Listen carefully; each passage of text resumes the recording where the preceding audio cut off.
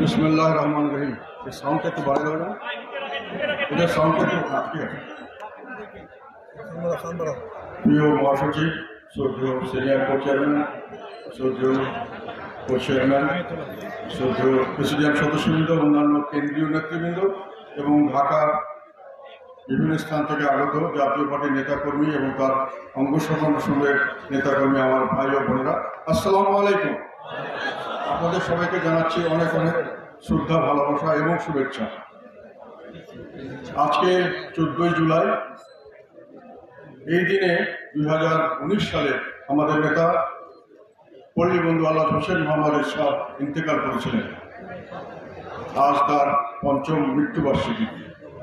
এই দিনে প্রথমে গভীর শ্রদ্ধার সঙ্গে তাকে স্মরণ করছি, একই সঙ্গে এই প্রার্থনা জানাচ্ছি আল্লাহর কাছে যেন আল্লাহ তাকে সকল গুনাহ খাতা মাফ করে দিয়ে তাকে বেহেশতের একটি সুন্দরতম স্থানে তাকে আসীন করেন। আমরা শুধু এখানে তার জন্য দোয়া করছি তা নয়, সারা বাংলাদেশের সর্বত্র জাতীয় পার্টির নেতাকর্মী যেখানে আছেন সবাই তার জন্য দোয়া করছেন। এবং তার চেয়ে বড় কথা, জাতীয় পার্টি ছাড়া সাধারণ জনগণের মধ্যে বিপুল সংখ্যক মানুষ ওনাকে স্মরণ করছেন, ওনার জন্য দোয়া করছেন। নিশ্চয়ই আল্লাহ এতগুলো মানুষের দোয়া কবুল করবেন এবং ওনার স্থান হবে সেই রকমই যেখানে আমরা যেভাবে প্রার্থনা করছি, যেভাবে দোয়া করছি, আল্লাহ তাকে জান্নাতবাসী করবেন ইনশাআল্লাহ। ওনার সারাটা জীবন ছিল জনগণের কল্যাণে। আমি ওনার সম্পর্কে দু একটি কথা বলবো এবং ওনার উপরেই বেশি কথা বলতে চাইবো যতটুকু সম্ভব। পরবর্তীকালে একটু যদি সময় হয় আমি বিদ্যমান রাজনৈতিক পরিস্থিতি সম্পর্কে দু একটি মতামত দেব। আমরা যেটা শুনেছি, আমাদের যেহেতু উনি আমার বড় ভাই ছিলেন, আমার বাবার কাছে, মার কাছে, যে ছোটবেলা থেকেই উনি অত্যন্ত দুর্দান্ত ডান পিকে ছিলেন, আবার একসঙ্গে উনি অত্যন্ত মেধাবী ছিলেন। উনি বিভিন্ন সময় যখন যেখানে ছিলেন সেখানে তাকেই সকলে দেখতে আসতো, সেই সকলের আকর্ষণীয় মানুষ ছিলেন। যেখানেই যেতেন, যে অবস্থায় যেতেন। উনি ছাত্র জীবনে যখন ছাত্র ছিলেন তখন ভালো খেলোয়াড় ছিলেন, তখন স্পোর্টসে চ্যাম্পিয়ন হতেন। এক সময় উনি সাহিত্য করতেন, লেখাপড়ায় ভালো ছিলেন। কারণ এই কলেজে উনি যে কয়েক বছর ছিলেন স্পোর্টসে উনি সবসময় চ্যাম্পিয়ন হতেন। এবং একই সঙ্গে কারমাইকেল কলেজের যে ম্যাগাজিন বেরোতো, আগে লিটারেরি ম্যাগাজিন, প্রত্যেক শিক্ষাপীঠে একটা করে প্রতিষ্ঠানে বছরের পরে প্রথম বছরের প্রত্যেক বছর একটা করে ম্যাগাজিন বের করা হতো, সাহিত্য, তাদের ছাত্রদের সাহিত্যের বিভিন্ন, উনি ছিলেন তার সম্পাদক। আমি সেই বইগুলি দেখেছি, আমার বাবা ওটা সংরক্ষণ করেছিলেন। আমি সেই ওনার কার্ডগুলো দেখেছি বড় বড়, যেটা উনি বিভিন্ন কম্পিটিশনে পেয়েছিলেন এবং উনি চ্যাম্পিয়ন ছিলেন। উনি ঢাকা ইউনিভার্সিটিতে যখন ছিলেন তখনই উনি স্পোর্টসের চ্যাম্পিয়ন ছিলেন, তখন উনি বিখ্যাত ব্যক্তি ছিলেন, সবাই তাকে এক নামে চিনত, এরকমই তার ছিল। আল্লাহর রহমতে উনি সেনাবাহিনীতে আসেন, সেনাবাহিনীতে অত্যন্ত সফলভাবে উনি সেনাবাহিনীতে কাটেন। সেখানে উনি ফুটবল দলে খেলেছেন সেনাবাহিনীর হয়ে, হকি টিমে খেলেছেন সেনাবাহিনীর হয়ে, খেলোয়াড় ছিলেন। আবার নিজে অত্যন্ত যোগ্যতার সঙ্গে উনি নিজের দায়িত্ব পালন করেছেন। একটার পর একটা প্রমোশন হয়ে উনি শেষ পর্যন্ত উনি চিফ অফ আর্মি স্টাফ পর্যন্ত হওয়ার সৌভাগ্য ওনার হয়েছিল। আল্লাহর রহমতে সমস্ত জায়গায় যখন যেখানে ছিলেন এবং যেখানে সবসময় উনি দেশ ও জনগণের কল্যাণে কাজ করেছে। উনি যখন সেনাবাহিনীর প্রধান না হন, ডেপুটি চিফ ছিলেন, তখন উনি স্পোর্টস কন্ট্রোল বোর্ডের চেয়ারম্যান ছিলেন, টেনিস ফেডারেশনের চেয়ারম্যান ছিলেন, বিভিন্ন জায়গায় এবং সব জায়গায় ওনার দক্ষতার স্বাক্ষর উনি রেখে গিয়েছিলেন। আমি রাজনীতিতে যদি আসি, 1982 সালের 24 মার্চ ওনার হাতে ক্ষমতা দেওয়া হলো, উনি ক্ষমতা গ্রহণ করলেন। এবং সেই দিন ক্ষমতা গ্রহণ করার সময় অনেকে পরবর্তীকালে অনেক কথা বলেছে, আমি হাসি, আপনারা শুনলে হাস্যকর কথা মনে হবে। তারা বলেছে উনি অবৈধভাবে এসেছিলেন। তখন বাংলাদেশের আপনার আমার জনগণ এবং সমস্ত রাজনৈতিক দল, শুধু তৎকালীন যারা বিএনপি ক্ষমতায় ছিল সেই বিএনপি কিছু নেতা ছাড়া বাদ বাকি সবাই ওনারকে স্বাগত জানিয়েছিল। সারা জনগণ আনন্দ উল্লাস করেছিল। একটি কোথাও কাউকে জোরপূর্বক কিছু করতে হয় নাই, স্বতঃস্ফূর্তভাবে তাকে তারা গ্রহণ করেছিলেন। এবং উনি যখন স্বাস্থ্য ক্ষমতা নিয়েছিলেন, সকলের মতামতের ভিত্তিতে সকলে একমত হয়েছিল যে এই সময় ওনার আসাটা খুব জরুরি দরকার ছিল। তৎকালীন সময় আওয়ামী লীগ ছিল একটি বড় রাজনৈতিক দল। আর আওয়ামী লীগ সর্বতভাবে অফিসিয়ালি তাদের সংবাদপত্র যেটা তাদের মুখপাত্র ছিল বাংলার বাণী, সেখানে ঘোষণা করা হয়েছিল, ওনাকে স্বাগতম জানা হয়েছিল। তৎকালীন যে নেত্রী ছিলেন উনি বলেছিলেন যে এটা ছাড়া বাংলাদেশের আর কোনো গত্যন্তর ছিল না, এবং অন্যান্য যারা উল্লেখযোগ্য রাজনৈতিক দল, সব দল ওনাকে সাদরে গ্রহণ করেছিল। তো কথা ওঠে যে তখনকার আইন অনুযায়ী এটা হয়তো বৈধ ছিল না, কিন্তু আমার প্রশ্ন হলো, এটা পরবর্তীকালে বৈধ করা হয়েছিল। আমার প্রশ্ন হলো, আমরা যদি একটা দেশের মালিক যদি জনগণ হয়, যদি প্রজাতন্ত্র হয়, মালিক যদি জনগণ হয়, তাহলে সেই মালিকের প্রত্যাশা পূরণ করা যদি কোনো আইনে অবৈধ হয়, সেই আইনটি ভুল আইন, সেই আইনটি সঠিক আইন নয়। জনগণের প্রত্যাশা পূরণ করবে সেই আইনটি হলো জনগণ প্রজাতন্ত্রের আইন, যে আইনে প্রজারা যেটা ঠিক করবে সেটাই সর্বোচ্চ। যাই হোক, উনি ক্ষমতা আসার পরে উনি দেশ চালিয়েছিলেন রাষ্ট্রের প্রধান হিসেবে।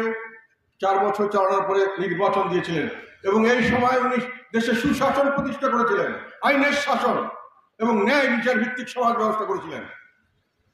ওনার সময় আইনে কোনো রকম হস্তক্ষেপ করা হতো না, আইনের চোখে সবাই সমান ছিলেন, আইনের বাইরে কাউকে দেখা হতো না, এবং যে কোনো সময় যে কোনো ধরনের ব্যবস্থা উনি নিতেন। উনি কোনো সময় কোনো বিষয়ে কারোর প্রতি পক্ষপাতিত্ব করেন নাই, সুশাসন ছিল। তারপরে 86-এ এসে উনি নির্বাচিত হলেন। তৎকালীন সময় তৃতীয় সংসদ নির্বাচিত হলো, সেই সংসদের প্রধান ছিলেন, বিরোধী দলীয় প্রধান ছিলেন বর্তমান আওয়ামী লীগ এবং আওয়ামী লীগের নেত্রী। যখন সংসদে আওয়ামী লীগ ছিল, তারপরে 90 সাল পর্যন্ত উনি চালিয়ে গেছেন। ওনার এই সময়টাকে সারা বাংলাদেশের সবচেয়ে সুশাসন, সবচেয়ে ভালো শাসন এবং সবচেয়ে সব দিক থেকে মানুষের কাছে গ্রহণযোগ্য শাসন ব্যবস্থা ছিল। এখন অনেকে বলে যে তখন ছিল, আমরা এখন বুঝি, যারা তৎকালীন সময় দেখেছেন এবং আজকেও দেখছেন, তারা তখন বলেছিলেন যে স্বর্ণযুগ ছিল বাংলাদেশের সেই সময়টি, যখন এরশাদ সাহেব এই দেশকে শাসন করেছিলেন। তখন মানুষের নিরাপত্তা ছিল, ব্যবসা বাণিজ্য ছিল, এবং মানুষের জনগণের কল্যাণে যেটা যখন দরকার ছিল উনি করেছেন। শুধু তাই নয়, উনি এই কাজগুলি করতে গিয়ে যেখানেই মনে করেছেন জনগণের মধ্যে এটা সম্পর্কে কোনো রকম বিরূপ ধারণা আছে, ততক্ষণ সঙ্গে সঙ্গে উনি সেই কথাগুলিকে সেগুলিকে স্থগিত করে দিয়েছিলেন, জনগণের প্রতি শ্রদ্ধা দেখিয়েছিলেন। কাজেই সত্যি কথা বলতে হয়, গণতন্ত্র মানা ছিলেন উনি, মানুষের কথা শুনে কাজ করেছেন, এবং জনগণের যে কোনো দাবি উনি যেটা মনে করেছেন জনগণ চাচ্ছে, সঙ্গে সঙ্গে সেটা করেছেন। কোনো সময় উনি যে সংস্কার কাজগুলি করেছিলেন, পরবর্তীকালে যে উন্নয়নমূলক কাজ করেছিলেন সারা দেশের মানুষের জন্য, কোনোখানে উনি কোনো গায়ের জবরদস্তি করেন নাই, জবরদস্তি করার কোনো দরকারও ছিল না। মানুষের পুরো সবকিছু গ্রহণ করেছিল, যেখানে মানুষে গ্রহণ করতে চায় নাই সঙ্গে সঙ্গে উনি সেটা স্থগিত করে দিয়েছিলেন। এইভাবে উনি দেশ শাসন করে গেছেন, সুশাসন দিয়ে গেছেন, দেশকে বিভিন্ন ধরনের সংস্কারমূলক কাজ করে গেছেন। আমি এগুলো পরে কিছুটা আমাদের পরবর্তী কর্মসূচির সময় দু একটি কথা এখানে বলবো, অনেক সময় আপনারা শুনেছেন। আর সঙ্গে সঙ্গে উন্নয়নমূলক কাজ, যেটা জনগণের কল্যাণে দরকার, সেই সমস্ত যোগাযোগ ব্যবস্থার উন্নয়ন, মানুষের জীবনের মান উন্নয়ন, ব্যবসা বাণিজ্যের উন্নয়ন, কোন রকম কোনো দুর্নীতি যাতে না হয় তার ব্যবস্থা উনি করেছিলেন। এখন আপনারা বলেন, বর্তমান সরকার বলে 8 লক্ষ টাকার বাজেট করেছি, অনেক বাহাদুরি। এরশাদ সাহেব অনেক অল্প টাকার বাজেট করেছিলেন, এটা কি খারাপ? কেননা ওনারা আপনার কাছে টাকা নেন নাই। এরশাদ সাহেব যে কোনো ভাবে টাকা জোগাড় করেছিলেন, জনগণের উপর অত্যাচার করেন নাই, ট্যাক্স টাপিয়ে দিয়ে তাদেরকে একেবারে ডুবিয়ে দেওয়ার ব্যবস্থা করেন নাই। আমি বলছি, আমি তখন অয়েল সেক্টরে কাজ করতাম, এখনো আমার মনে আছে। এরশাদ সাহেব বলতেন, তেলের উপরে, জ্বালানি তেলের উপরে, কোনো জ্বালানি কোনো পদার্থের উপরে যেটা দেশের অর্থনীতিতে সবচেয়ে বেশি সক্রিয় ভূমিকা পালন করে, যেটার আমি যদি আজকে একটা যার দাম বানাই, সমস্ত জিনিসে এর প্রতিফলন আসবে, সমস্ত জিনিসের দাম বাড়বে, আমি তেলের দাম বাড়াবো না। আমি এইটাতে কাজ করতাম, নিজে ব্যক্তিগত অভিজ্ঞতা থেকে বলছি। উনি তেলে কোনো ট্যাক্স দিতেন না, কোনো এক্সাইজ ডিউটি দেওয়া হতো না, কোনো কাস্টম ডিউটি দেওয়া হতো না, এবং সেই জন্যই উনি তেল তখন বাজারে যেটা পাওয়া যেত সেইখানে, এখন আপনাদের মনে নেই, আপনাদের মনে করে দিতে চাই, পেট্রোল, ডিজেল, কেরোসিন এবং অকটেন 7 টাকা লিটার, 7 টাকা লিটারে উনি বিক্রি করেছিলেন। এবং এলপিজি সিলিন্ডার আমি মার্কেটিং করেছি, বাংলাদেশে সর্বপ্রথম এলপিজি মার্কেটিং শুরু করেছি আমি নিজে পাঁচজন, আমি ছেলেমেয়ের ইনচার্জ। এবং সেই এলপিজি সিলিন্ডার 60 টাকা করে পার বটল বিক্রি করা হয়েছে। হয়তো বলবেন তৎকালীন সময় পেট্রোলের ক্রুড অয়েলের দাম কম ছিল ইত্যাদি ইত্যাদি কারণে এখন বাড়ছে। তাও বলে দেয় আজকে যদি আপনি যেটা 100 টাকা দাম দিয়ে কিনছেন তার মধ্যে প্রায় 60% ট্যাক্স সরকার নিয়ে যাচ্ছে আপনাদের পকেট কেটে। এবং এগুলো দিয়েই তারা বলে বড় বড় উন্নয়ন করেছে, বড় বড় মানুষের ঘরে ঋণের বোঝা। এটা ছাড়াও মানুষকে বিভিন্ন ভাবে ঋণের বোঝা করে আজকাল এখন মানুষের নিঃশ্বাস ফেলার অবস্থা নয়। আমাদের রিজার্ভ শূন্য, আমাদের জিনিসপত্রের দাম লাগানহীন কেন? এই সমস্ত কারণে। তারপরেও এরশাদ সাহেব এই 8-10 হাজার কোটি টাকা বাজেট দিয়েও যমুনা ব্রিজ করেছিলেন। যমুনা ব্রিজে সব কিছু করে গেছিলেন এবং এর সমস্ত শেষ করে দিয়ে উনি যখন পদত্যাগ করেছিলেন তার বলে যমুনা ব্রিজ করা হয়েছে। ওনার জোগাড় করা টাকায়, ওনার জোগাড় করা কন্ট্রাক্টর, ওনার জোগাড় করা সমস্ত কিছু এগ্রিমেন্টের মাধ্যমে হয়েছে এবং একেবারেই নিয়ম সিদ্ধভাবে সময়ের ভিতরে, সময়ের আগে শেষ হয়েছে। এবং যে এস্টিমেট করা হয়েছিল অনেক কিছু উনি বৃদ্ধি করেছিলেন। ওখানে উনি রেল লাইন যাওয়ার কথা ছিল না, রেল লাইন দেওয়া হয়েছিল। অন্যান্য উনি একসাথে মাল্টিপারপাস করেছিলেন। শুধু রোড ব্রিজ করেন নাই, রোডের সঙ্গে রেল দিয়েছিলেন, ওখানে উনি ইলেকট্রিসিটি দিয়েছিলেন, ওখানে উনি গ্যাস লাইন নিয়ে গেছিলেন। যে উত্তরবঙ্গের জন্য এটা দরকার।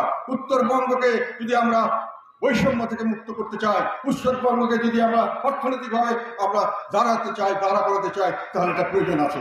তখন ওনার বাজেট ছিল 10-12 হাজার কোটি টাকা দেশের বাজেট। তারপরে উনি করেন নাই, উনি করেছিলেন এবং সেই টাকা শোধও হয়ে গেছে। এখন যমুনা ব্রিজে নাকি প্রফিট করা হয় অনেক টাকা। আর এখনকার যেগুলো প্রজেক্ট হচ্ছে এগুলো বেশিরভাগ বিদেশি টাকায় অনেক বেশি সুদ দিয়ে। পদ্মা ব্রিজ যেটা করা হয়েছে আমি বারংবার বলেছি, আমি সংসদে বলেছি, এগুলো নিজস্ব অর্থায়ন কথাটা সম্পূর্ণ ভুয়া কথা।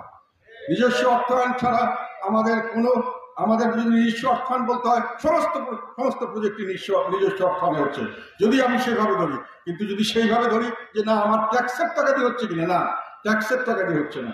আমরা যে ট্যাক্স উঠাই, রাজস্ব উঠাই, সেটা আমরা নিজেরাই খাওয়া দাওয়া করে শেষ করে ফেলাই, ব্যবসা বাণিজ্য ফুর্তি করে শেষ করে ফেলি, চাকরিতে বেতন দিয়ে, বোনাস দিয়ে নিজের ফাংশন করে শেষ।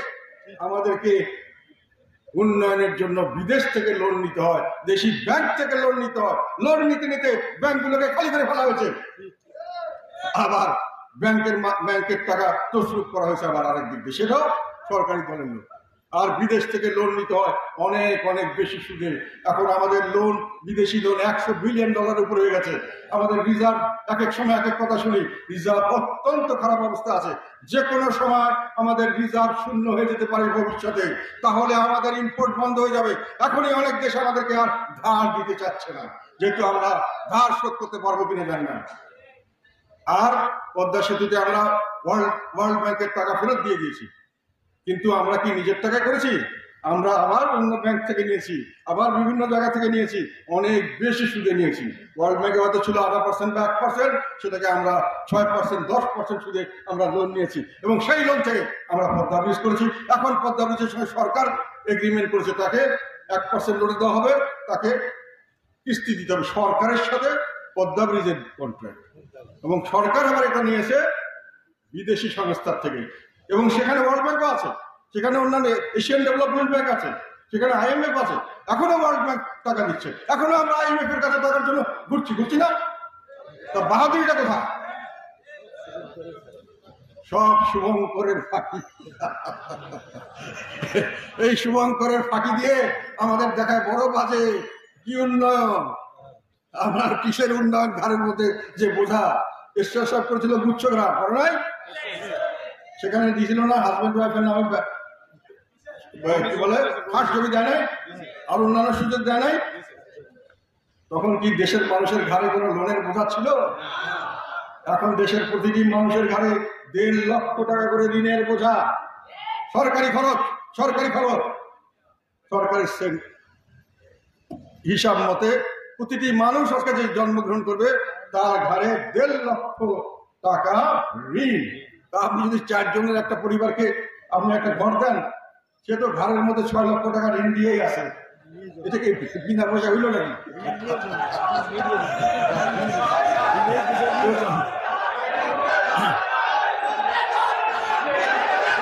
আরে দাঁড়া, দাঁড়া দাঁড়া এখন সেই জন্য বলি, তারপরে আমি এখন সেই জন্য বলছি, তখন ছিল মানুষের জন্য স্বর্ণযুগ। কাজ করতে পেরেছে, যে অর্থ উপার্জন করতে পেরেছে, সে দিয়ে একটা মানুষ সহজে তার সংসার চালাতে পেরেছে। কাজকর্মের সুযোগ ছিল, ব্যবসা বাণিজ্যের সুযোগ ছিল, চাঁদাবাজি, টেন্ডারবাজি, বদমাশি, ডাকাতি, গুন্ডামি এসব ছিল না। বলেন আপনারা, তখন কি কোনো টেন্ডারবাজি হয়েছে? আমি অনেক ইঞ্জিনিয়ারকে জিজ্ঞাসা করেছি, আমি ইঞ্জিনিয়ার, এরশাদের সময় কোনো ধরনের কোনো রকম কিছু টেন্ডারিং হয়েছে? যে পাবে পাবে, যে পাবে না পাবে না। সরকারি দল বেসরকারি দল কোনো কথা নেই। সঠিকভাবে জিনিসপত্রের দাম যেটা আপনি কিনতে পারেন সেই দামই ছিল না? এখন আমরা শুনলাম আজকালকে একটা ইলিশের নাকি আমরা বিশ্বের মধ্যে চ্যাম্পিয়ন ইলিশ প্রোডাকশনে। এখন দেখতেছি বিভিন্ন সময় বিভিন্ন থেকে আমরা চ্যাম্পিয়ন, শস্য উৎপাদনের চ্যাম্পিয়ন, এই চ্যাম্পিয়ন, এই চ্যাম্পিয়ন। এখন তো দেখা যাচ্ছে যে এক্সপোর্টে বিরাট এক্সপোর্ট করছি। এখন দেখা যাচ্ছে যে সব তথ্যের মধ্যে গরমি। গতকাল একটা পত্রিকা দেখলাম, একজন ইকোনমিস্ট হাসান মনসুর, আমার ছোট, আমি চিনি ওকে, ভালো, খুব ভালো স্টুডেন্ট। সে বলছে যে ইলিশ মাছে যদি আমরা প্রোডাকশনে বিশ্ব চ্যাম্পিয়ন হলাম, তাহলে আমার মতো মানুষ একটা বাজারে গিয়ে ইলিশ মাছ কিনতে পারে না কেন?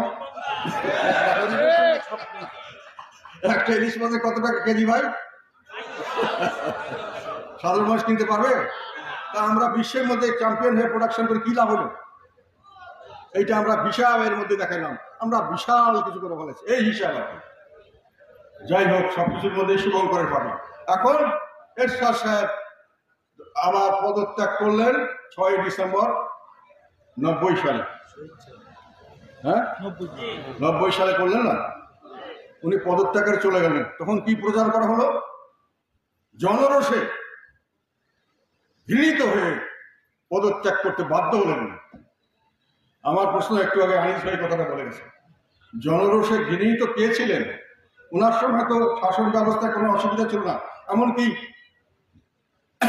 চিফ জাস্টিস, হাইকোর্টের জাজ, বিচারপতি জাজ, যা বলা হতো সবকিছুতেই সরকারি দল হোক কি কে হলো না হলো কোনো কথা ছিল না।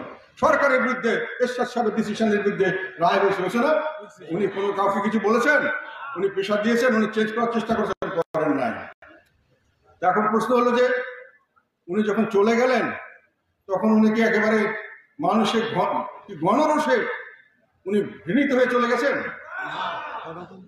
তখন ইলেকশনের ব্যবস্থা বলতে পারেন, হ্যাঁ, আমাদের দেশের দীর্ঘদিন থেকে, স্বাধীনতার পর থেকে ইলেকশন ব্যবস্থাটা আমরা ঠিক মতো করতে পারিনি। কোনো সময় কেয়ারটেকার সবাই কিছুদিন একটু ভালো ছিল, তাও সবসময় সম্পূর্ণ ভালো ছিল না, আর বাকি সময় বেশিরভাগ সময় ভালো হয়নি। এখন তো মোটামুটি একেবারে নিম্নতম পর্যায়ে ইলেকশন বলে, ইলেকশন বলা যায় না, সিলেকশন বলা যায়, ওটা বলতে পারেন।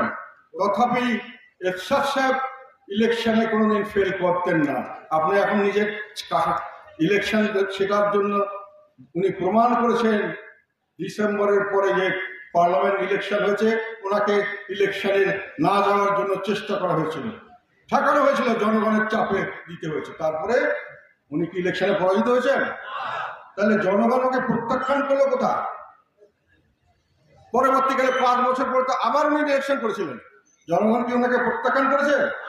তারপরে উনি যেখানে যেখানে দাঁড়িয়েছিলেন অন্যান্য জায়গায়, জনগণ কি প্রত্যাখ্যান করেছে? তাহলে গণরোষে ওনার কোন গণরোষ? কিছু গোষ্ঠীমেয় মানুষ অনেক ধরনের আবদার করেছিলেন, অনেক কিছু বলেছিলেন, আসেন আপনি ইলেকশন করেন বাদ দিয়ে, নির্বাচন বাদ দিয়ে। উনি গণতন্ত্রের প্রতি আস্থাশীল হয়ে বলছে যে ঠিক আছে, ক্ষমতার থেকে বেরিয়ে এসে আপনি নির্বাচন করুন। আমি রাজি আছি, ক্ষমতা থেকে বেরিয়ে নির্বাচন, ক্ষমতা আসলে আসলাম, না আসলে আসলাম, গণতান্ত্রিক প্রক্রিয়া অব্যাহত থাক। এই সদিচ্ছায় উনি এসেছিলেন। ওনার সদিচ্ছার উত্তর কি আপনারা সদিচ্ছা দিয়ে দিয়েছিলেন? না, ওনাকে বিভিন্নভাবে তখন তাকে ধ্বংস করার চেষ্টা করা হয়েছিল। একটা কথা এখানে বলে দিই, সেটা এখন পর্যন্ত আমি অনেকদিন আগে শুনেছি, বলিনি, বিভিন্ন কারণে বলিনি। আমি একদিন আমার ভাইয়ের সঙ্গে বঙ্গভবনে গেছিলাম, জাস্টিস শাহাবুদ্দিন সাহেব তখন প্রেসিডেন্ট ছিলেন, মোস্টলি 96-এর ইলেকশনের পর। উনি তখন আমাকে আর একটা কথা বলেছিলেন। আমি এবং এরশাদ সাহেবকে পাশে থেকে একসঙ্গে কথা বলছিলাম। উনি অনেক দুঃখ করলেন, কারণ আমার ভাই একটা দুঃখ ছিল যে উনি বিবিসিতে বলেছিলেন এরশাদ সাহেবকে কোনো বিরুদ্ধে কিছু করা হবে না, উনি ওনাকে নির্বাচন করার সম্ভব সুযোগ দেওয়া হবে। উনি সেটা বলেছিলেন যে আমি খুব দুঃখিত, আমি আপনার সঙ্গে এই কথাটা রাখতে পারিনি, যেহেতু আমার উপরে একটা প্রেশার ছিল। সেই কথা তিনি আরেকটা কথা বলেছিলেন, আমি এই কথাটা আজকে বলছি, এটা এখন যেহেতু উনি মারা গেছেন, হয়তো থাকলে বেঁচে থাকলে ওনার কেউ তো যায় না, অনেকদিন আমি বলিনি। উনি বলেছিলেন যে আপনি জানেন, আমি বসাছিলাম এরশাদ সাহেবকে, উনি বলেছেন যে আজকে যে রাষ্ট্রপতি শাসিত পদ্ধতি থেকে সংসদীয় গণতন্ত্রের জন্য হয়েছে, কি জন্য হয়েছে জানেন? তারপরে আমরা তো জানি না। বলে যে আমি এটা বলেছিলাম, আমি তৎকালীন সময় দুই পার্টির নেতৃত্বকে বলেছিলাম যে আপনারা যদি এখন প্রেসিডেন্সিয়াল ইলেকশন দেন আর যদি এরশাদ সাহেব ইলেকশনে দাঁড়ান তখন কি হবে। সেই কারণে তার মানে এরশাদ সাহেবকে ঘৃণিত করতে পারেন নাই, এরশাদ সাহেবকে জগৎ থেকে বিচ্ছিন্ন করতে পারেন নাই। এরশাদ সাহেবের ভয়ে রাষ্ট্রশাসিত পদ্ধতি থেকে আপনার সংসদীয় পদ্ধতিতে আনা হয়েছে। ওর সঙ্গে জড়িত একজন আমাকে বলেছেন, উনি এখন জীবিত আছেন, আমি নাম বলতে চাই না, ওনার পারমিশন চাই, আপনারা বিশ্বাস করলে করবেন, না করলে না করেন। বলছে ভাই তখন তাড়াহুড়া করে আমরা সংবিধানে শুধু যেখানে লেখা আছে প্রেসিডেন্ট সেখানে করছি প্রধানমন্ত্রী, খালি এইটাই করছি, আর কিছু করি না, করে পাস করছি। আমাদের তাড়াতাড়ি করে ইলেকশনে যাইতে হবে এবং ইলেকশনে এরশাদ সাহেবকে প্রেসিডেন্সিয়াল ইলেকশনে দাঁড়াতে দেওয়া যাবে না, ফলে পার্লামেন্টারি সিস্টেম করা হচ্ছে। তাহলে এরশাদ সাহেবকে আপনার ভয় করেন নাই? এরশাদ সাহেব জনগণ প্রত্যাখ্যিত হয়েছে। এই কথাটা বললাম এই জন্য যে ওনার মতো মানুষকে এখনো মানুষ হৃদয়ে ধারণ করছে কেন বুঝতে হবে। ওনাকে এত কিছু, ওনার নামে এমন কোনো অপকর্মের কথা বলা হয়নি যেটা ওনাকে দোষী করা হয়নি। যে কোনো ধরনের ভাবে ওনাকে কলুষিত করার চেষ্টা করা হয়েছে, অনেক ভাবে ওনার উপরে অনেক ধরনের খারাপ কথা চাপিয়ে দেওয়া হয়েছে, ওনার নিন্দা করা হয়েছে। তথাপি উনি জনগণের হৃদয়ে যে স্থান সেখান থেকে এক বিন্দু টলাতে পারে না। এটা প্রমাণ হলো উনি যিনি অসুস্থ, লক্ষ লক্ষ মানুষ ওনার খবরের জন্য পাগল হয়ে যেত। আমরা যখন রক্ত চেয়েছি, এত হাজার মানুষ এসছে, সিএমএইচ বলছে আমরা রক্ত দিতে পারবো না, আমরা তালিকা নিয়ে যাই, যখন লাগবে আপনাদেরকে বলবো। যখন উনি মারা গেছেন, এটাই হলো সবচেয়ে বড় পরীক্ষা একটা মানুষের জীবনে, মুসলমানদের জীবনে। তার সারা জীবনের কি কীর্তি সেটার মূল্যায়ন মানুষ করে, সমাজ মূল্যায়ন করে কোথায়? নামাজে জানাজা। মৃত্যুর পরে আপনার নামাজে জানাজা গিয়ে আপনি দেখবেন যে সত্যিকার অর্থেই সেই মানুষটিকে সমাজ কিভাবে গ্রহণ করেছে, সেখানে এরশাদ সাহেবকে কিভাবে গ্রহণ করেছে বলেন। এখানে তিনটা, আমরা ঢাকা শহরের তিনটা আমরা নামাজে জানাজার ব্যবস্থা করেছিলাম, একটা চেয়ে একটা বড়, এবং সমস্ত লোক সেখানকে যারা ছিল বলেছে ইতিহাসে এত বড় জমায়েত আমরা না কোনো হই না, হয়নি, দেখি। রংপুরে নিয়ে গেলে তো এটা তো চিন্তার বাইরে। রংপুরের আশেপাশে সব জেলা থেকে হাজার হাজার নয়, লক্ষ লক্ষ মানুষ, সারা রংপুর শহরে একটা ইঞ্চি জায়গা ছিল না, এত বড় সমাবেশ রংপুরের মানুষ কোনোদিন দেখে না। কাজেই উনি মানুষের হৃদয়ে কতটা স্থান করে নিয়েছিলেন সেটা প্রমাণিতাই। এখন আমাদের উচিত ওনাকে যে এই যে ওনার স্থানটা, এটা যেন চিরস্থায়ীভাবে থাকে এবং ভবিষ্যতে যেন মানুষ ওনার কথাটা একইভাবে মনে রাখতে পারে, সেটা আমাদের দায়িত্ব, আমাদের উপর দায়িত্ব উনি দিয়ে গেছেন। উনি যেগুলো তিনটা কথা আপনাদেরকে বলবো, একটা জিনিস হলো উনি কতগুলো পরিকল্পনা করেছিলেন দেশের জন্য ওনার অভিজ্ঞতা থেকে, এগুলি উনি করে যেতে পারেন। এগুলো আমাদের দায়িত্ব হবে সামনের দিকে রাজনীতিতে থেকে আমরা ক্ষমতায় গিয়ে এগুলোকে বাস্তবায়ন করবো। একটা হলো প্রাদেশিক ব্যবস্থার প্রবর্তন, আর একটা হলো আনুপাতিক হারে প্রতিনিধিত্ব নির্বাচন। এইটা ওনার স্বপ্ন ছিল, বাস্তবায়ন করা সম্ভব হয় নাই, আমাদের উপর দায়িত্ব দিয়ে গেছেন। আমরা যে কোনো ভাবে হোক জনগণের সামনে এগুলো যে সুফল, এগুলো প্রচার করতে হবে এবং এর মাধ্যমে জনগণের কাছে গিয়ে আমাদেরকে জনগণের ভালোবাসা অর্জন করে আমাদেরকে এগুলো বাস্তবায়ন করতে হবে, এটা আমাদের দায়িত্ব। আর একটা জিনিস, উনি অনেক কিছু করেছিলেন, করতে চেয়েছিলেন, কিন্তু দাবির মুখে উনি করেননি, যদিও এগুলো জনগণের দাবি ছিল। সেটা কি? একটা হলো যে হাইকোর্টকে বিকেন্দ্রীকরণ, এটাকে আমরা ইচ্ছা করলেই উনিও চাইলে পারতেন, এটা নিয়ম আছে। হাইকোর্টগুলোকে বিকেন্দ্রীকরণ করা, আমি মনে করি বিচার বিভাগকে বিকেন্দ্রীকরণ করা দরকার। আমরা আইনসিদ্ধভাবে কিভাবে করা যায়, যদি কিছু করতে হয় পরিবর্তন করে হলো আমরা জনগণের স্বার্থে, যেহেতু জনগণের উপকারটা পেয়েছিল। হাইকোর্টে এখন গেলে 2-3 লক্ষ টাকা ছাড়া নাকি হাইকোর্টের বারান্দায় যাওয়া যায় না। গ্রামে আমরা যদি বিভিন্ন জায়গায় হাইকোর্ট করে দিতে পারি, অন্তত সামান্য কিছু কাজের জন্য মানুষের এর চেয়ে অনেক কম খরচে এটা করতে পারবে। তো এটা আমাদের দেখতে হবে। উনি করে চেয়েছিলেন স্বাস্থ্য নীতি, ওটাকে করতে দেওয়া হয়নি, নানাভাবে বাধা দেওয়া হয়েছে, উনি পরে সরে গেছেন। কিন্তু এখানে পরবর্তীকালে অনেক ডাক্তার বলেছে, বড় বড় ডাক্তাররা নিজেদের স্বার্থে এটা করতে দেয়নি স্বার্থে, কিন্তু এটা জনগণের জন্য সব, আমি মনে করি জনগণের জন্য কল্যাণমূলক হলে আমরা এটাকে আবার আমাদের যে ডিপার্টমেন্ট আছে যারা রিসার্চ করেন তাদেরকে বলবো এটা নিয়ে বসে আপনার জনগণের সঙ্গে কথা বলেন, ডাক্তারদের সঙ্গে কথা বলেন, কিছু যদি পরিবর্তন করতে হয় পরিবর্তন করে এটাকে আমরা সামনের দিকে এজেন্ডাতে নিব, সামনে আবার নির্বাচনী স্থানের মাধ্যমে এটাকে জনগণের সামনে তুলে ধরবো।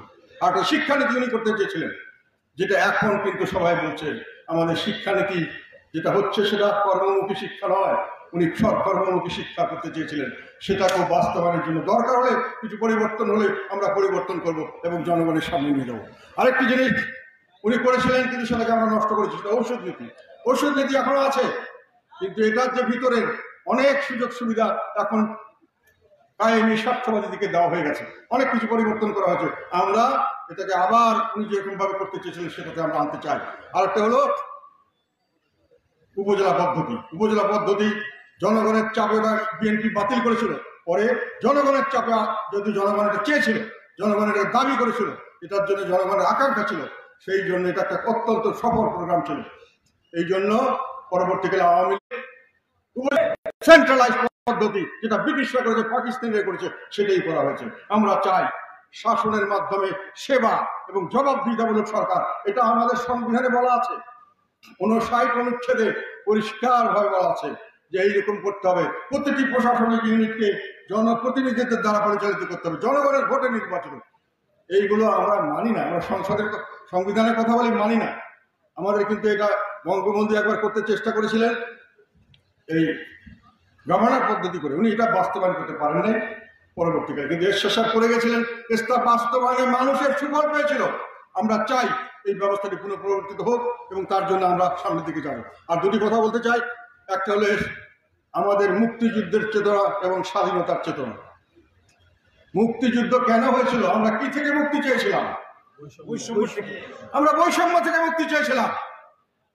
এই এখানকার মুসলমানরা ব্রিটিশ শাসনের বিরুদ্ধে গেছিল, কেন তারা ডিভাইড করেছিল, সমাজকে ডিভাইড করেছিল এবং সেখানে তারা একটা সুবিধাবাদী গোষ্ঠী তৈরি করেছিল। সেখানে আমাদের ছোটবেলায় আমরা দেখতাম ব্রিটিশ দরখাস্তের মধ্যে, ইংরেজি দরখাস্তের লাস্টে লিখতে হতো I come from a respectable family, তারপরে লিখতে হতো ও your most obedient servant. I come from a respectable family মানে ব্রিটিশদের কিছু রেসপেক্টেবল ফ্যামিলি করে, কিছু এলাইট শ্রেণী তৈরি করে দেশকে বিভক্ত করে তাদের দ্বারা আমাদের অত্যাচার করেছে। ব্রিটিশরা সরাসরি এসে অত্যাচার করার দরকার পড়ে নাই। পাকিস্তানিরা একই কাজ করেছিল, আমাদেরকে ডিভাইড করে বাংলাদেশের মানুষকে আলাদা করে ফেলেছিল এবং তাদেরকে পাকিস্তানি না হলে সুযোগ সুবিধা পাওয়া যাবে না, এই ধরনের ধারণা নিয়ে আমরা এর বিরুদ্ধে গেছিলাম। এখন আওয়ামী লীগ এসে কি করছে? এখন একদিকে আওয়ামী লীগ আর একদিকে জনগণ। এখন কয়েকদিন পরে এখন লিখতে হয় না, কিন্তু এটা ভেরিফাই করা হয়, I come from Awami League family, I come from Awami League family. আর জনগণের কোনো খবর নাই। জনগণ একদিকে, আমরা তো পাকিস্তানকে ঠেলে ফেলে দিচ্ছি, আমরা ব্রিটিশকে ঠেলে ফেলে দিচ্ছি। এখন আমার নিজের দেশের মধ্যে জনগণ যাবে কোথায়, আওয়ামী লীগ যাবে কোথায়? দুইটা বিভাজন তারা করেছে। সেই মুক্তিযুদ্ধের চেতনা আমরা যেটা বলি 21শে ফেব্রুয়ারি শহীদ দিবস, কিসের শহীদ বলেন তো? ভাষার জন্য শহীদ। ভাষাকে ব্যবহার করে আমাকে বৈষম্য করেছে, রাষ্ট্রভাষা আমাকে না দিয়ে। আমার নিজের ভাষাকে রাষ্ট্রভাষা না করলে আমি চাকরি বাকরি, ব্যবসা বাণিজ্যে রাষ্ট্রীয় পর্যায়ে পিছিয়ে পড়ে যাব। এই জন্যই মানুষে আন্দোলন করেছিল, বুকের রক্ত দিয়েছে। আমাদের শহীদ মিনার, এটাকে এরশাদ সাহেব পুনর্গঠন করে সুন্দর করে করেছেন। ওখানে হলো শহীদ মিনার হলো বৈষম্য বিরোধী আন্দোলন এবং সংগ্রামে এবং জীবন উৎসর্গ করার প্রতীক। এবং উনি এরশাদ সাহেব এখানে একটা কথা আরেকটা বলে দিই, যে রাষ্ট্রভাষা বাংলা হওয়ার পরেও রাষ্ট্রভাষা দিয়ে আমাদের ইংরেজিকে রেখে স্বাধীনতার পরে সমস্ত সরকার একটি শ্রেণী এলিট শ্রেণীকে পৃষ্ঠপোষকতা করেছে। সেখানে বৈষম্যের শিকার হচ্ছে গ্রামের মানুষ। গ্রামের ছেলেমেয়েরা ইংলিশ মিডিয়ামে পড়তে পারে নাই, তারা ইংলিশ মিডিয়ামে তারা চাকরি করতে পারে না, কারণ চাকরি করতে হতো সব ইংলিশ মিডিয়ামে, নোট লিখতে হতো ইংলিশ মিডিয়ামে, কথা বলতে হতো ইংলিশে, তাহলেই শুধু ভালো চাকরি পাওয়া যেত। ঈশ্বর সাহেব বলেছেন না, আমার দেশের গরিব মানুষ, আমার দেশের গ্রামের মানুষ তারা তো ইংলিশ মিডিয়াম পড়তে পারে না, তাদেরকে বৈষম্য করা হচ্ছে, তারা মেধাবী, কেন আমি রাষ্ট্রভাষা বাংলা করব না? তো আমাদের ঘোষণা আছে, উনি আইন করে এটাকে রাষ্ট্রভাষা বাংলা করেছিলেন, যার ফলে এখন ইংরেজি না জানলেও গ্রামের স্কুল থেকে পাশ করে একটা ছেলে পাশ করতে পারে। কাজেই এই যে বলেন মুক্তিযুদ্ধের চেতনা, তারপরে আপনার স্বাধীনতা যুদ্ধের চেতনা যেটা বলা হয়, স্বাধীনতা যুদ্ধের চেতনা কি ছিল? যে আমি একটা নিজের দেশ চাই, বৈষম্য মুক্ত দেশ, যেখানে বৈষম্য থাকবে না, যেখানে যেখানে অন্যায় অবিচার থাকবে না, ন্যায় বিচার ভিত্তিক এবং বৈষম্যহীন একটি নিজের রাষ্ট্র চাই আমি। জনগণ বলছিল আমার রাষ্ট্র, সেই রাষ্ট্র আমি তৈরি করবো বৈষম্যহীন ভাবে, সেই রাষ্ট্র আমি তৈরি করব, আমার ন্যায় বিচার ভিত্তিক সমাজ ব্যবস্থা, ন্যায় বিচারের ভিত্তিতে সেখানে চলবে। সেই দেশ এরশাদ সাহেব তার জন্য সাভার স্মৃতিসৌধ, যেটা আমার জাতীয় স্মৃতিসৌধ, সেটা কিসের প্রতীক? আমার নিজের দেশ, যে দেশে আমি বৈষম্যহীন ন্যায় বিচার ভিত্তিক সমাজ করব, সেই দেশ প্রতিষ্ঠার জন্য আমি রক্ত দেব, এই প্রত্যয়, এটাই হলো আমাদের জাতীয় স্মৃতিসৌধের প্রতীক, এটাই হলো এই জন্য জাতীয় স্মৃতিসৌধ। কাজে এগুলো জিনিস কিন্তু এরশাদ সাহেব অনেক হাইলাইট করেছেন, এগুলোকে ফিনিশ করেছিলেন। আর যেটা বলা হলো মুক্তিযুদ্ধের যেটা গান, ওগুলো উনি দিয়েছিলেন মানুষের মধ্যে, আত্মার ভিতরে মুক্তিযুদ্ধ, এগুলো উনি করেছিলেন। আর বর্তমান সরকার এসে এটাকে নিয়ে ব্যবসা করছে।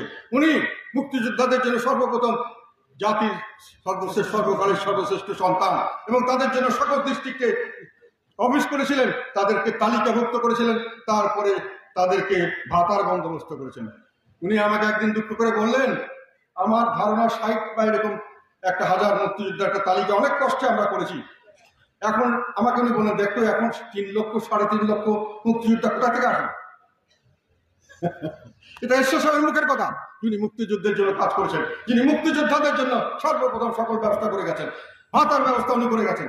উনি মুক্তিযোদ্ধাদের নিয়ে দল বানিয়ে তাদের দিয়ে মানে কিছু একটা খারাপ কাজ করার কোনো চিন্তাও করেন না। উনি ভোটের জন্য তাদেরকে ডাকেন নাই যে আমার ভোট দিতে হবে, তাহলে তোমার সুযোগ দেবো বলছেন। এখন লাঠিয়াল বাহিনী বানানোর চেষ্টা করছে, এটা দুর্ভাগ্য। মুক্তিযুদ্ধ নিয়ে ব্যবসা করা ঠিক নয়, এটা আমাদের আবেগের স্থল। তো এই জন্য আমি বলতে চাই, এরশাদ সাহেব সর্ববিষয়ে যেগুলো কাজ করে গেছেন, এগুলো সারা দেশের জন্য সেটা একটা দেখার মতো এক্সাম্পল, একটা এক্সাম্পল বাংলা কি বলবো, উদাহরণস্বরূপ। আচ্ছা শোনো, জাতীয়ভাবে করার জন্য আরে কিসের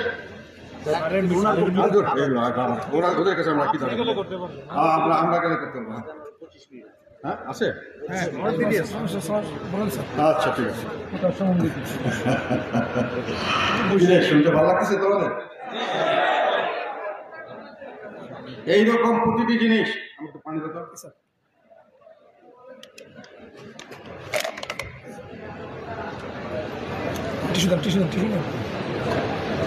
শুনলাম কেউ বললো কোটা সম্পর্কে কিছু বলেন।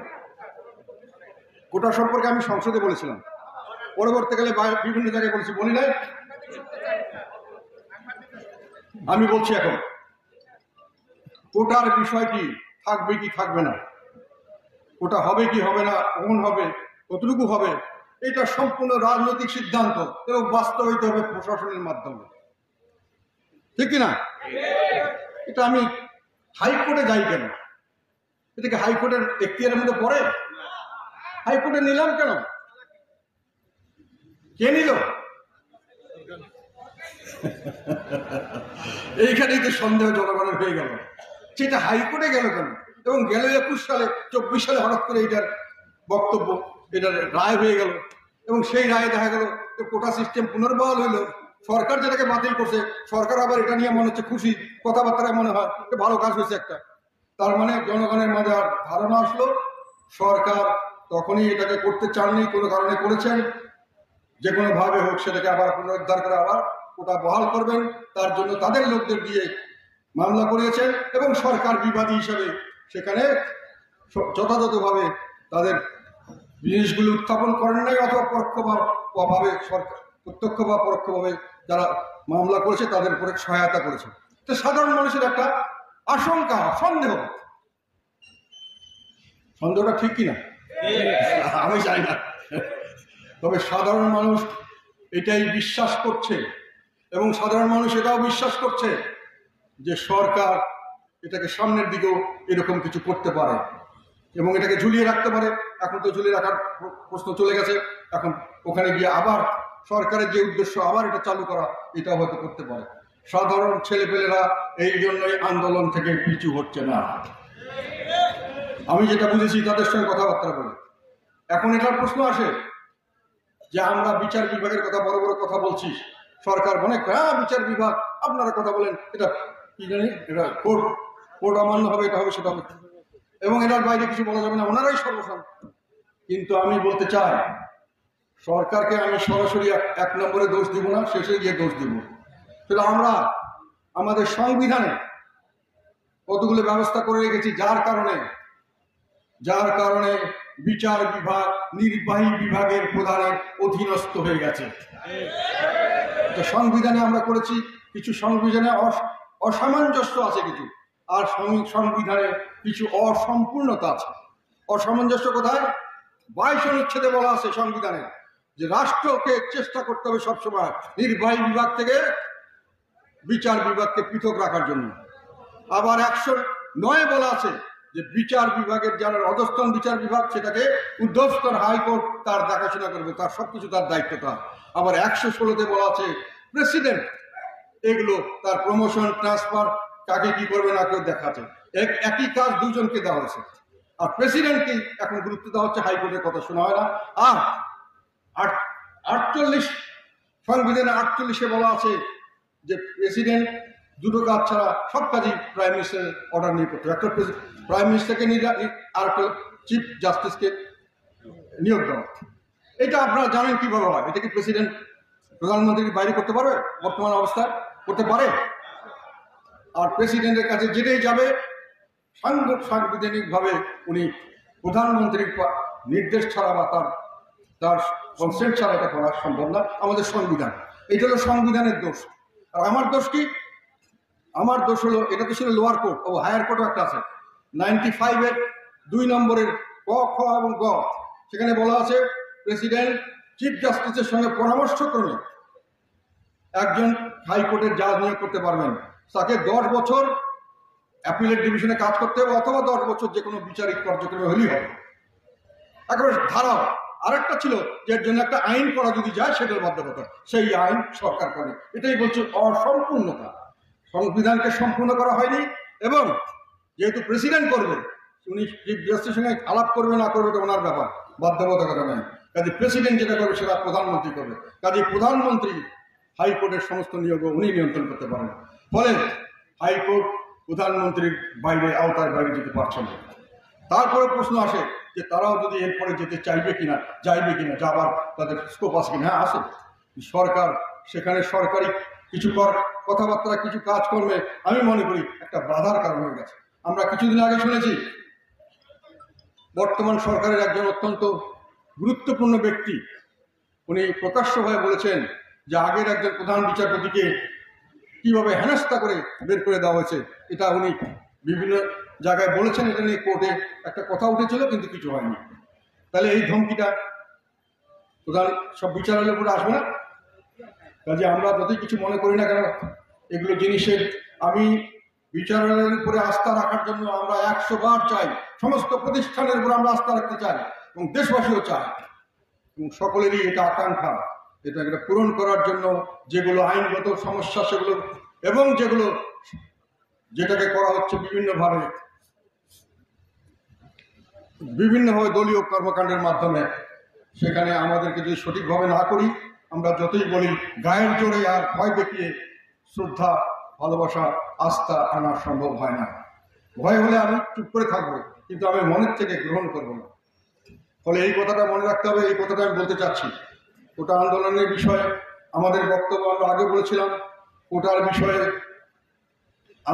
আমার বক্তব্য হলো যে কোটা শুধু অনগ্রসর, যেটা 29 ধারায় বলা আছে, যারা অগ্রসর হতে পারে নাই, যারা আমাদের সঙ্গে সমান তালে চলতে পারছে না, বৈষম্যের কারণে কিছু না পিছিয়ে আছে, তাদেরকে সামনে এগিয়ে দেওয়ার জন্য শুধু কোটা করা যেতে পারে অত্যন্ত এবং খুব হিসাব নিকাশ করে, যেমন প্রতিবন্ধী বা যারা পাহাড়ি বা এরকম কিছুতে থাকে, সেটা হিসাব নিকাশ করে খুব ছোট সংখ্যক একটা কোটার মধ্যে রাখা উচিত এবং সেই কোটাটা সম্পূর্ণ শুধু প্রথম দ্বিতীয় না, সমস্ত শ্রেণীর জন্য সেটাকে কার্যকর করা উচিত। আমি মনে করি আমার পক্ষ থেকে আমি মনে করি এটাই সঠিক হবে। এবং আমরা এখন আবার বলতে চাই, আমরা বিচার বিভাগের প্রতি আমাদের আস্থা